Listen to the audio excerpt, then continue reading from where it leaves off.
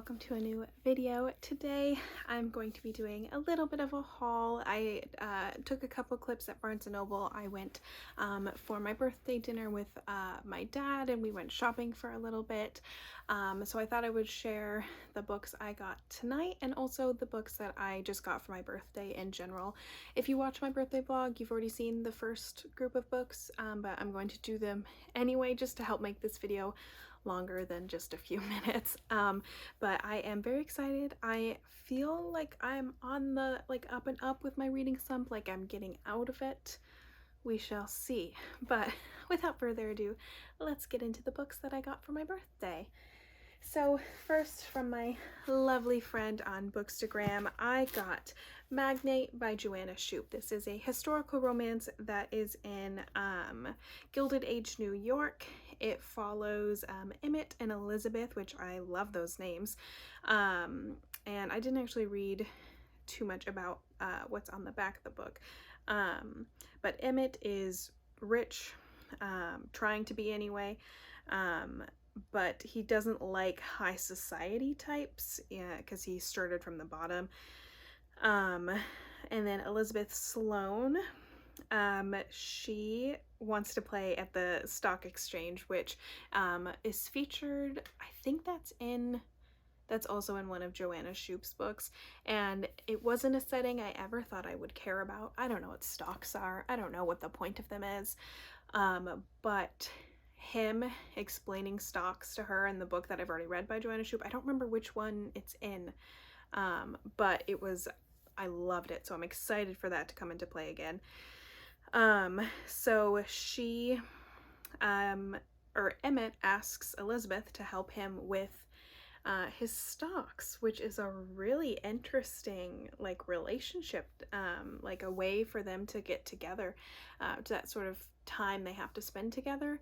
And she almost has more power in that dynamic because she's the one with the knowledge of how to trade the stocks, where he should invest his money and everything. So that's a super interesting dynamic, and I cannot wait to pick this up.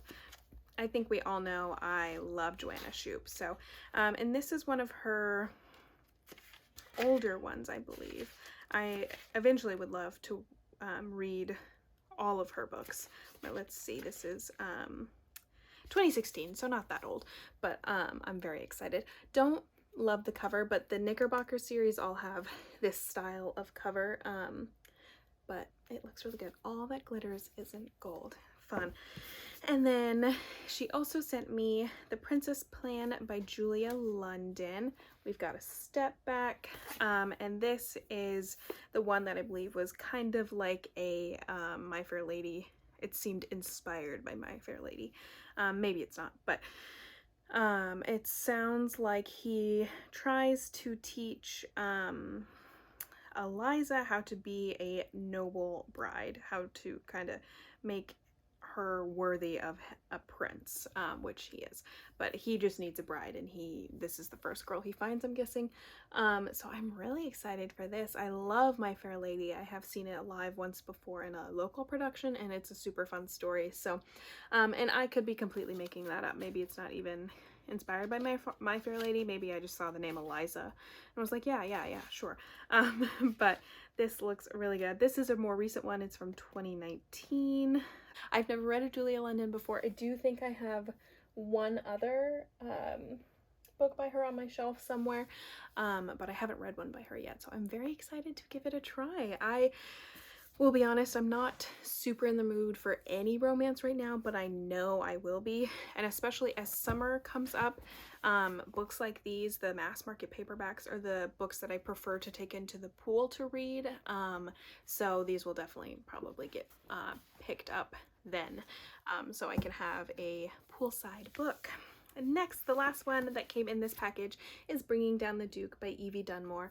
I am so excited for this one. I love the cover. I love the just whole idea of it, and I think it's a book that's been getting a lot of people who don't usually read historical romance into historical romance. So I'm very excited. Again, don't know what it's about. Let's find out. But let's see. Oh, you got me in the first sentence. Brilliant but destitute Annabelle Archer is one of the first female students at Oxford University. This one might be a romance that makes it onto my TBR sooner rather than later, just from that. She meets a duke and is trying to probably convince him of this fact. But that's set up to take a woman.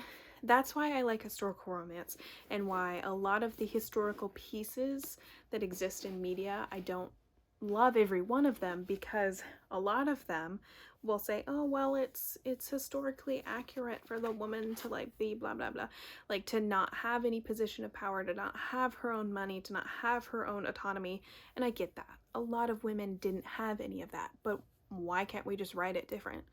It's made up, it's fiction, who cares? That's why I like it when there's stories like these, when she is an academic woman, when, let's be real, in 1879, how many academic women were there? Probably not a lot, but why not tell their stories? Why not retcon history and pretend that it was there for a little bit? So I love stories like that. I'm so excited now that I actually know what this is about. I'm so excited to give this a try. This will definitely move up on my TBR because I just love that idea. Next, Sydney got me Love in Other Words by Christina Lauren, and I cannot emphasize how much I love the new cover. It is so gorgeous. I think this one, is this the one that's being made into like a movie by them? Actually, now that might be the Unhoneymooners, or maybe it's Josh and Hazel. I almost bought Josh and Hazel today, but I refrained. But I love this book. I have read this one, but I don't remember what it's about. I listened to it on audio like 4 or 5 years ago, so I'm very excited to read it in paperback.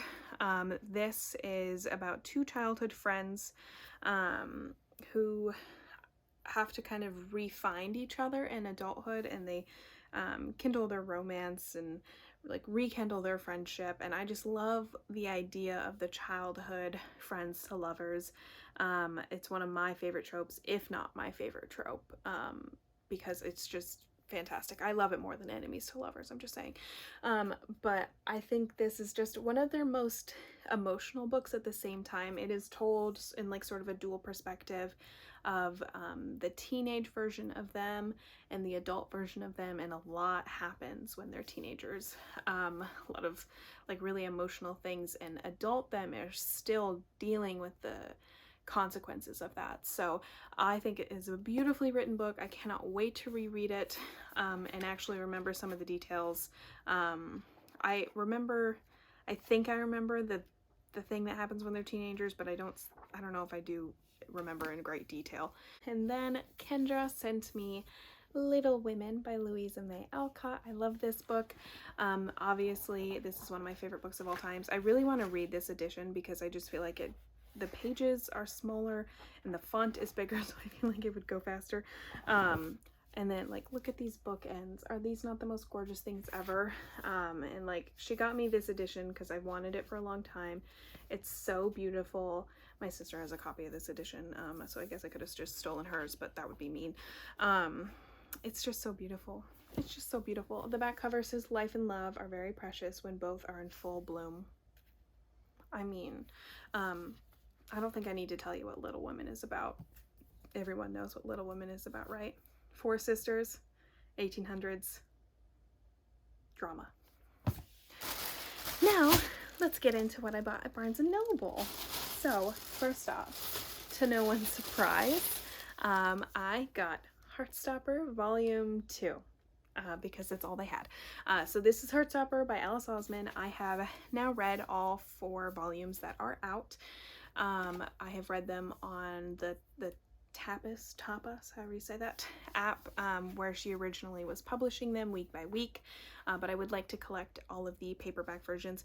I went in with the intention of literally, like, if they had all 4, I was going to buy all 4, but they only had volume 2 and this was the last copy, so I was like, whatever, I'll buy it. So I got this one, and then I will hopefully be able to order the other ones soon. I just feel like this is gonna be like, these books are just gonna be like, oh, I had a bad day today, I'll just pick this up off the shelf and read the whole thing, because I love them so much. And even when it's sad, the characters make me so happy. And there's just this, I love the coloring, how we've gone from the gray scale to this like blue scale in the printed copies. I love that. And I just love seeing it in a printed version. And it's just, I mean, it's just so cute. I love Nick and Charlie, but I also love Tao and Elle and the other characters whose names I can't remember because I'm terrible at remembering names.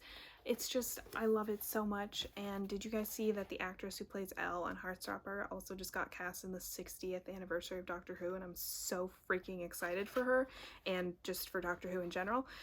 But anyway, that's a sidetrack. I'm very excited to reread this over and over and over again. I'm excited to collect the other editions. And there's a coloring book too I might buy, because why not? I love these books. I for a long time I heard about these and I was like, yeah, whatever. But now that I've read it, I know why everyone has been raving about them for so long, and I'm so glad I'm finally in the know, and I love them. I have watched the show twice already, and I have a feeling it'll be many more times that I've watched it before season 2 hopefully happens. I haven't actually heard if season 2 is confirmed or not. And I was a little worried. I'm like, oh, with the actress being cast in Doctor Who, does that mean she's going to be too busy for Heartstopper?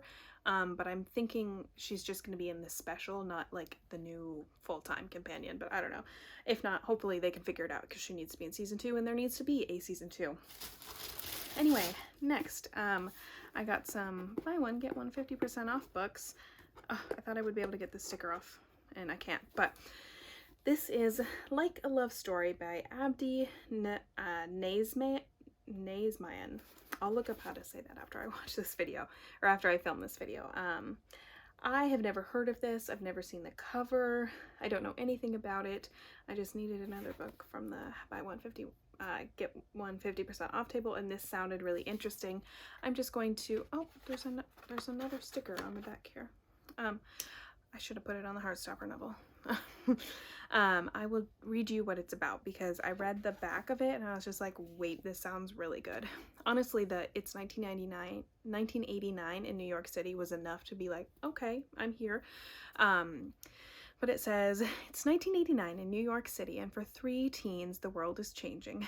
Reza is an Iranian boy who has just moved to the city with his mother. He's terrified that people will find out that he's gay, since all he knows of gay life are the media's images of men dying of AIDS. A gay man with AIDS who devotes his time to activism as a member of ACT UP. I think they mentioned that in Rent. Judy has never imagined finding romance until she falls for Reza and they start dating. Art is Judy's best friend, their school's only out and proud teen. He rebels against his conservative family by documenting the AIDS crisis through his photographs. As Reza and Art grow closer, Reza struggles to find a way out of his deception that won't break Judy's heart. Okay, there we go. And destroy the most meaningful friendship he's ever known.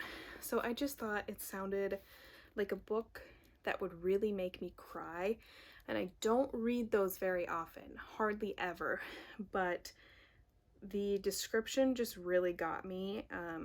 And to see this like slice of history of what life maybe like this easily could have been a real situation in 1989, and I was not alive then, and by the time I was born, I mean, the AIDS epidemic, I don't want to say it's history because it's still here, but we have much different preventative treatment now, and so I never really experienced what it was like to live in that world, so I think it'll be a really just what's the word, like moving read to read, so I'm excited to give it a try. Not a book I would usually pick up, so I'm excited to see what it's like. Next, this was the other book on the buy one get one half off table. It's also their monthly YA pick. I don't really know what that means or what you do with that, but this is called All Our Hidden Gifts by Caroline O'Donoghue. I'm gonna be honest, I saw the cover and I was like, what is that? I need that. I love the cover. Maeve Chambers will do almost anything for attention, so when she finds a dusty pack of tarot cards at school, she soaks up the celebrity that comes with giving eerily accurate readings to her classmates. There's one person whose attention she can't capture, though. Her former best friend, Lily O'Callahan. Is that the same name as her? No, O'Donoghue. Whom she portrayed last year in an act that still makes Maeve cringe. I'm very interested to find out what that is. When Lily is finally goaded into sitting for a reading, she selects a card that shouldn't be there at all. 2 days later, she disappears.